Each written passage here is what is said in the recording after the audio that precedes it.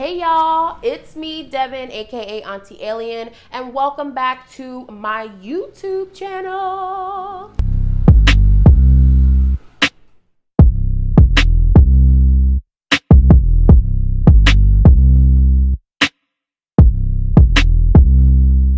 Today we are celebrating 1 month officially living in Ecuador.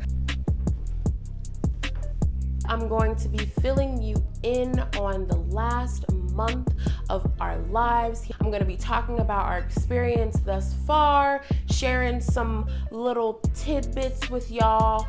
So let's jump into it. Let's jump into this experience here. Let me share with y'all what it's like living in Ecuador.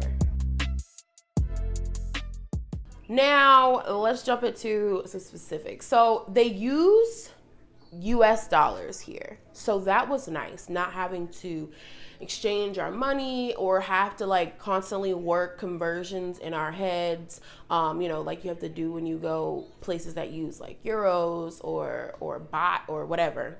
If you're coming to Ecuador, either have small bills or even like dollar coins. They use a lot of 50-cent coins, a lot of dollar coins. You do not bring any big bills, like for real. Don't bring the big bills. Keep the big bills in the States. Nobody is gonna want them here. So where we are, there is a large-ish supermarket. Aaron describes the Tia as a Walmart stuffed into a lot of a Walgreens. So it's about the size of a Walgreens, but it has as much range as Walmart does. And that's called the Tia. We did go to the Tia a few times, especially these first few weeks, to get staple items for the house. So flour, oil, spices, stuff like that we went to the Tia for. You'll also go to the Tia if you want a TV or a box fan or liquor. Thanks to everyone who had told me ahead of time not to go to the Tia for my produce. I had been told that your best bet was to wait for the produce trucks. They have these amazing trucks that go around town here, kind of like ice cream trucks in the States, but they have produce for hella cheap. One day Aaron went and got strawberries, garlic, tomatoes, cantaloupes, something else, and it ended up only costing him $8. As far as things like going out for dinner, we've gone out to 2 restaurants so far. The prices for entrees can be comparable to the States, but the drinks are way cheaper. A lot of places offer happy hour with 2 for $5 cocktails. Most beers that you get out are only going to be about $2 to $3. Corona is usually $3, but most other beers are like $2. So that's been nice. Some additional expenses that we've had, which are totally optional but very affordable, is we've had a housekeeper come once so far. She cleaned the entire house. She was here for pretty much all day, and it was only $40. We also had a friend that we've made so far offer to come pick up our laundry because we don't have a washer here. And he took it somewhere, it got washed and folded, and he brought it back, and it cost $40. I've always had a washing machine. I've always just done my own laundry. But I knew one thing I was not about to do was sit and wash clothes by hand. So he came in just in the nick of time. I don't know about y'all, but I can really, really get used to someone coming and doing deep cleaning and doing my laundry. Yeah, I like that. The things that I feel have been the biggest adjustment so far. Number 1, the toilet paper does not go in the toilet. Also, the toilet paper is scented.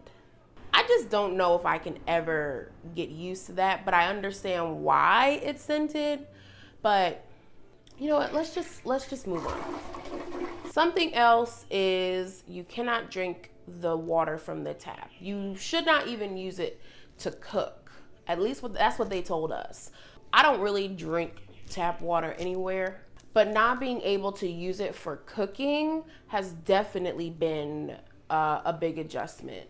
So like when we cook rice or pasta, we have to like lug these big old things back from the little market, like right down the street, and use it for everything pretty much. Speaking of water, the shower water, the hot water, it's not hot. And when I asked our hosts, like, hey, how do I get the hot water hot? And she was like, just turn it all the way to the right and it'll get warm. It's warm. It's warm. And y'all, another thing that has been quite the adjustment is the wildlife and critters that are here. It's been more than one occasion where I've just been sitting on the beach and a flock of cows will just casually walk by. And it's cool. That's what they do here. I'm game. Y'all weren't gonna let me know. Like, the cows roll squad deep through Montanita, okay? But they don't bother you. They just mind their business. There are dogs and cats everywhere, which I don't mind. They just run the street. The dogs are really well behaved. We haven't had a problem so far. They even have like a little spot in town where you can drop off food for the homeless dogs. So that's been really nice. Aside from the cows, dealing with things that crawl and fly, iguanas, lizards. One day as I was walking to the beach, I did see a huge iguana, I guess. Lizard? No, it would be, I guess, an iguana. It was very large. Little green bugs. Hella mosquitoes at night that you don't see. The worst time to be outside is at dusk, right before the sun goes down. Big red bugs. Those mosquitoes roll out like nobody's business. Geckos. Little black bugs that are actually kind of cute, but they fly really fast and they freak you out a little bit. One night we did have a scorpion in the living room. It was definitely a moment where I was like, oh, all right, I'm really living in South America right now. One thing I have really loved is the different breeds of birds down here and listening to them sing throughout the day. It sounds really pretty, and it just makes this be a place of like peace and relaxation. Luna! Overall, Ecuador really has been amazing. I've really loved living in Montanita. The weather is incredible. Montanita is an exceptionally small town and everybody knows everybody. And that's been something that I've enjoyed, is seeing the same people when we go out, getting to know the locals. They're all really friendly. People speak to you on the street. Every time that we've gone to the little markets or the Tia or even to a restaurant, the locals have been really nice and willing to help us practice our Spanish. They've been really patient and helping us learn new Spanish words. So it's definitely a more laid back style of life here. Nap time is a thing. If you go out at the wrong time, everything will be closed because folks are at home taking their naps, as they should be.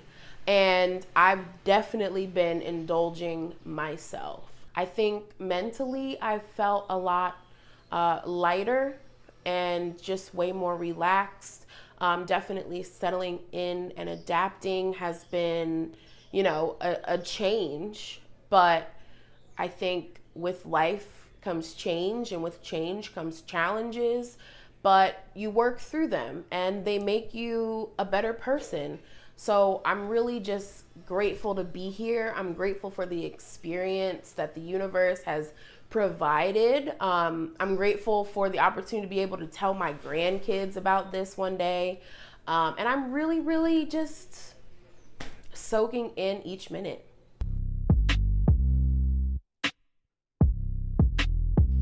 Thank y'all for tuning in and watching and hearing my update of our first month here in Ecuador. Please make sure that you like, comment, subscribe, and hit that little bell right below the video so that you get alerts when I've posted new content on here.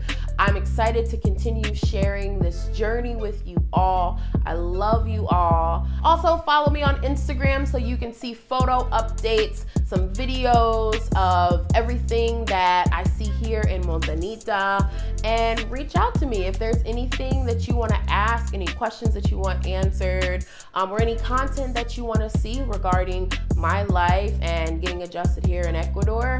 Please don't hesitate to reach out. Additionally, I'm going to post a link to my GoFundMe for my midwifery school fund in the description of this video. If you know me, you know I've been a doula for the last 3.5 years, and I'm feeling like I really want to move forward in my career of birth work to become a Black midwife. So please take a moment to donate if you can. Share the link to my GoFundMe with your friends and family, because this world needs more Black midwives. Love y'all. Have a happy day.